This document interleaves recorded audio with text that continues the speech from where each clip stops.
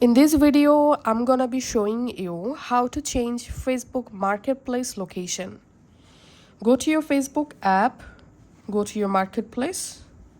As you can see, my current location, this one. To change your current location, just tap on your current location in here and then tap on this search location icon. And now you can pinch to select a different location, or you can use this search bar to find out a specific location or country. So let's search here Los Angeles, and I'm selecting this location and tapping on apply. And as you can see, my marketplace location successfully updated to Los Angeles, California. So that's how you can actually do it.